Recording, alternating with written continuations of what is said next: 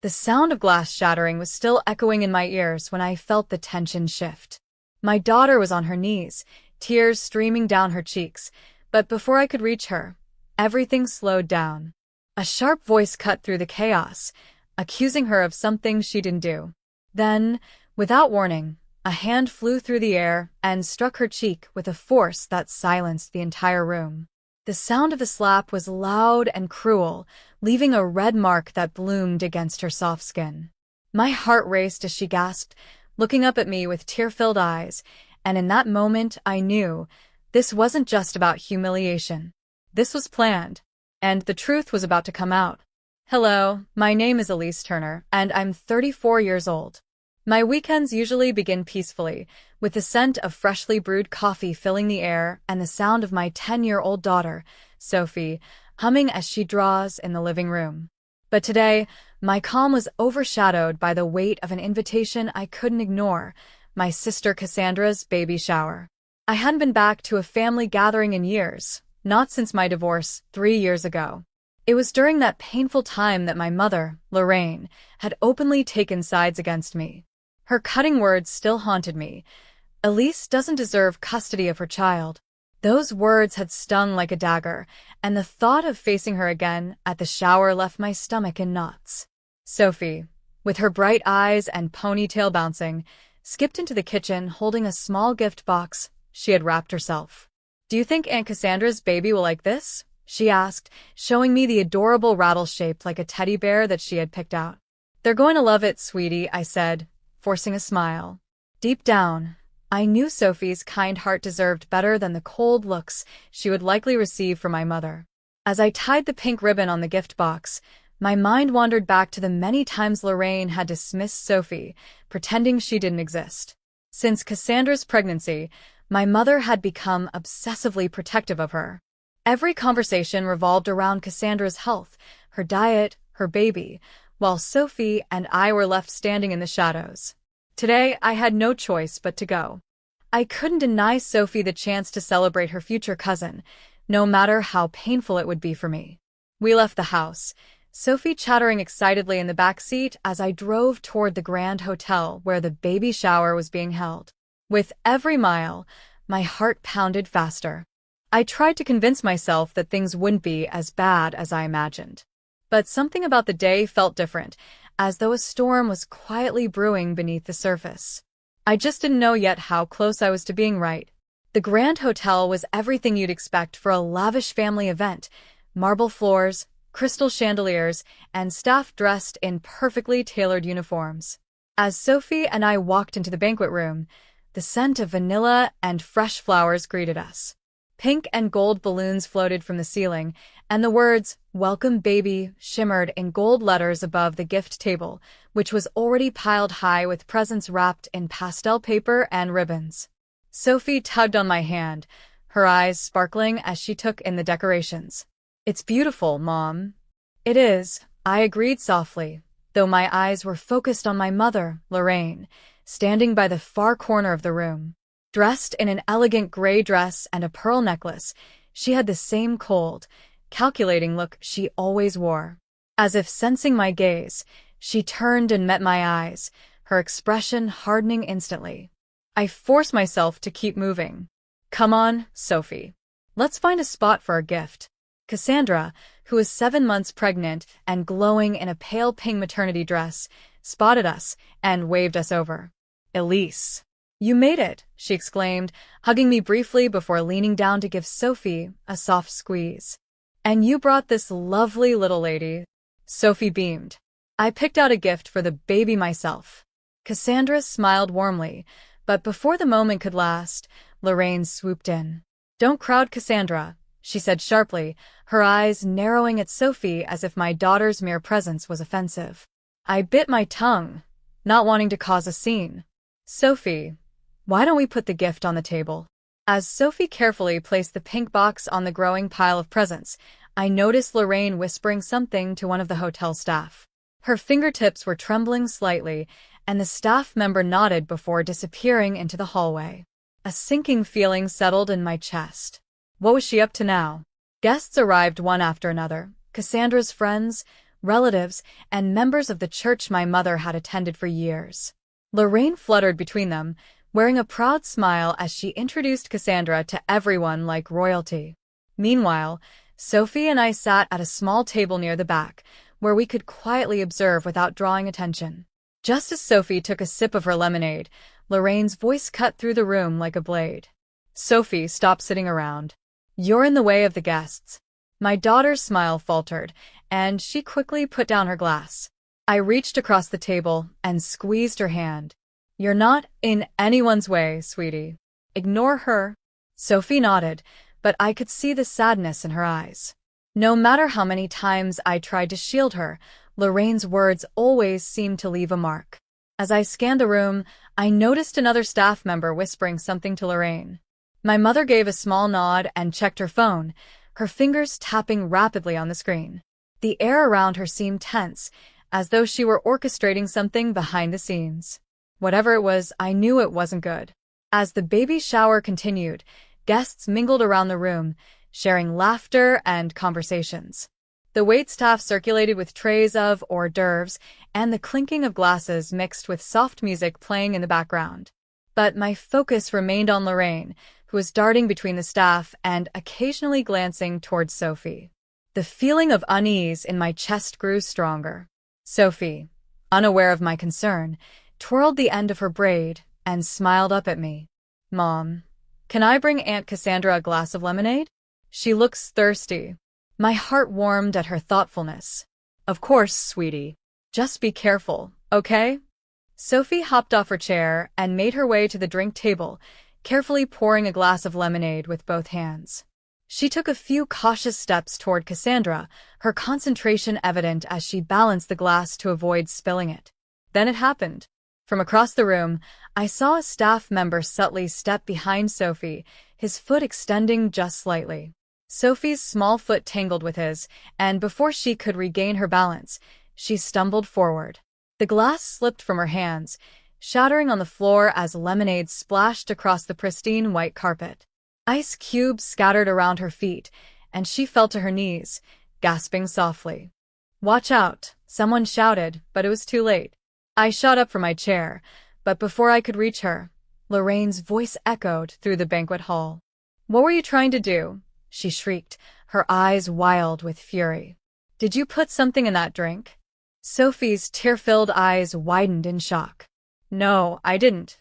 The sharp slap came out of nowhere, a loud, stinging crack that silenced the entire room. Lorraine's hand struck Sophie's cheek, leaving a red mark that bloomed instantly against her delicate skin. Sophie stumbled back, clutching her face, tears streaming down her cheeks. "Mom, no!" I screamed, rushing forward and gathering Sophie into my arms. Her small body trembled against mine, her sobs shaking her shoulders. "I didn't do anything, Mom," she whimpered, her voice barely a whisper. "I promise." "I know, sweetheart. I know." I gently wiped her tears, my own anger rising like a tidal wave. "You're okay now." The guests murmured among themselves, some pulling out their phones to record the scene. Church acquaintances and distant relatives whispered behind cupped hands, their judgmental glances cutting into me like knives. Cassandra, sitting on the sofa with her hands on her belly, looked horrified. Her husband, Peter, immediately knelt beside her, offering her a bottle of water. But my focus remained on Lorraine, who stood there with her chest heaving and her hand still raised as if ready to strike again. "Don't you dare touch my daughter again," I said, my voice trembling with fury.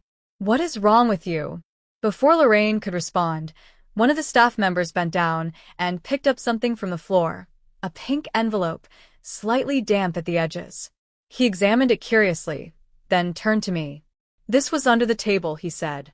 "It doesn't seem like it belongs here." I stared at the envelope as my heart pounded in my chest. I didn't know what was inside, but something told me it was important. And judging by the sudden change in Lorraine's expression, her face going pale, her hands beginning to tremble, I was right.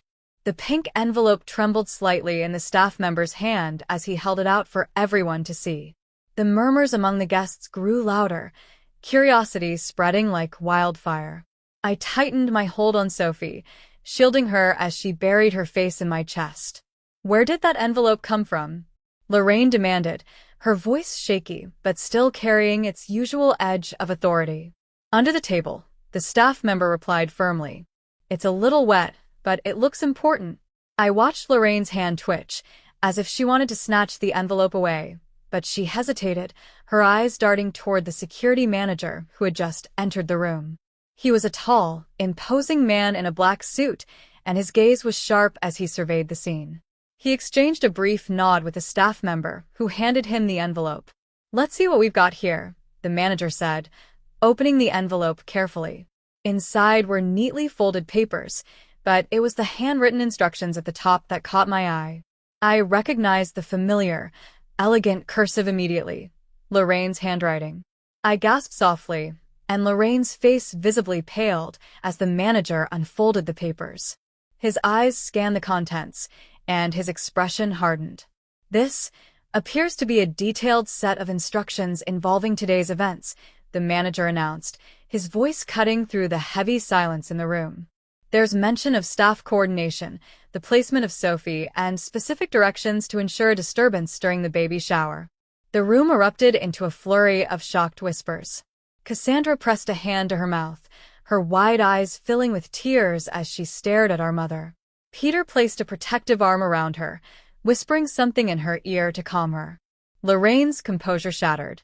She lunged forward, attempting to grab the papers, but the manager swiftly moved them out of her reach. "These papers are evidence, ma'am. I suggest you stay back," he said firmly. Sweat glistened on Lorraine's forehead, and her lips trembled as she struggled to speak. "I was just trying to protect the family," she stammered. "That child is a problem. She's always been a problem. Just like her mother." Sophie's sobs grew louder, and I felt my fury reach its boiling point. "You think hurting a 10-year-old is protecting the families?" I yelled. "You planned this, didn't you? You wanted Sophie to fail, to humiliate me in front of everyone." Lorraine shook her head wildly, as if trying to deny it, but the evidence was right there in black and white. Her breathing grew rapid, and she staggered backward, clutching the back of a chair for support. "Mom, what's going on?" Cassandra's voice broke through the chaos, trembling with confusion and fear. "Why would you do this?" "Because..." Lorraine's voice cracked, tears streaming down her face. "Every time I look at Sophie, I see the same betrayal, the same disappointment I saw in her father." I couldn't. She stopped, her sobs choking her words. Before anyone could respond, another voice broke the tension. "Actually," the security manager said, stepping forward, "we have more evidence." He pulled out a tablet and tapped the screen. "The hotel security cameras captured the entire setup, including your meeting with our staff yesterday evening." The color drained completely from Lorraine's face. "No. Please, you don't understand," she whispered. "Oh, we understand perfectly," the manager said coldly. "And so will the police." "No, wait." Lorraine's voice cracked as she stumbled toward the security manager, but her path was blocked by two hotel staff members. The guests, now fully engrossed, whispered frantically among themselves, their judgmental glances burning into her like flames. Sophie clung to me tighter, her small body shaking in my arms. The security manager calmly adjusted the tablet and looked toward me. "I've already contacted the authorities, ma'am. The police are on their way." Cassandra, still seated on the sofa, let out a soft groan and clutched her belly. Peter panicked and knelt beside her, offering more water as she struggled to steady her breathing. "Stay with me, Cass," he murmured, glancing at me for reassurance. "I'll call an ambulance," I said quickly, fumbling for my phone as I stroked Sophie's hair with my other hand. But even as I dialed, my attention was drawn to Lorraine, whose mask of control had completely disintegrated. Her once elegant face was now tear-streaked, her makeup smudged, and her eyes wide with desperation. The sound of sirens in the distance signaled that her time was running out.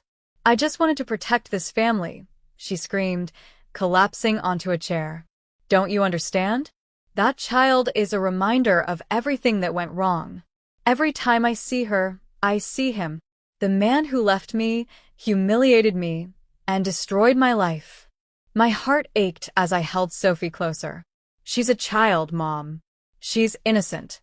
Whatever pain Dad caused you, it has nothing to do with her. Lorraine let out a bitter laugh, wiping her tears with shaking hands. You don't know what it's like to have your entire world ripped apart. To be left with nothing but debts and shame while everyone at church whispers behind your back. I do know, I whispered. Because you made me feel the same way after my divorce. Lorraine froze, her breath hitching as my words sank in. For the first time, I saw something flicker in her eyes, regret perhaps, but it was too late.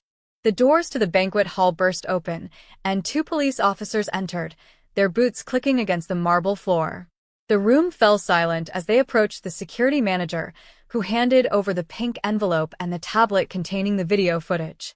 Lorraine stood on shaky legs, her hands clasped together as if in prayer. Please don't do this, she pleaded, her voice barely audible. One of the officers placed a hand on her shoulder. Ma'am, we need you to come with us for questioning. No. Cassandra's voice rang out, filled with a mix of betrayal and sorrow. Tears streamed down her face as she cradled her belly. Mom, how could you do this to us? To Sophie. Lorraine looked at her daughter, her lips trembling. I just wanted to protect your baby. I thought if I got rid of the problem, you'd have the perfect family. Cassandra shook her head, tears falling freely. You didn't protect anyone. You destroyed us. The officer gently guided Lorraine toward the exit, but before she could leave, Sophie's small voice stopped her in her tracks. Grandma? Sophie's eyes, still wet with tears, looked up at her. I was scared of you, but I didn't want to hate you. I thought we were family. A tear slid down Lorraine's cheek. We are family, she whispered, her voice breaking. But I've made too many mistakes. I stood there, watching her disappear through the doors, her figure growing smaller with each step. The weight of years of pain, betrayal, and resentment seemed to lift from my shoulders, but it left behind a hollow ache. Cassandra let out a soft sob as the paramedics arrived and began checking her vitals. Mom, I can't believe this, she whispered. Peter held her hand tightly, his gaze shifting to me. She needs to stay calm, he said softly. I nodded, stroking Sophie's hair once more. I know. Everything's going to be okay now. The security manager approached us with a sympathetic expression. We'll give the police everything they need. If you or your family need anything else, please let us know. Thank you, I said, my voice steady but my emotions swirling like a storm inside me. As the officers escorted Lorraine out of the hotel, I knew the road ahead would be long and painful. But for Sophie's sake, for Cassandra's sake, and for my own, I had to believe that this was the beginning of healing. The warm afternoon sunlight streamed through the windows of my cozy suburban home in Everdale, casting a golden glow over the living room. The scent of freshly baked apple pie wafted through the air as Sophie giggled, playing on the floor with her baby cousin, Ella. Look, Ella, Sophie said, holding up a stuffed rabbit for the baby. Ella squealed with delight, her chubby hands reaching for the toy. The sound of their laughter filled the house, chasing away any lingering shadows of the past.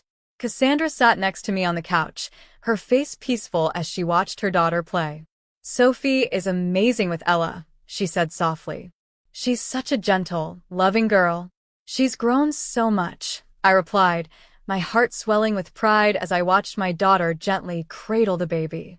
The red mark from that awful day had long since faded, and so had her nightmares.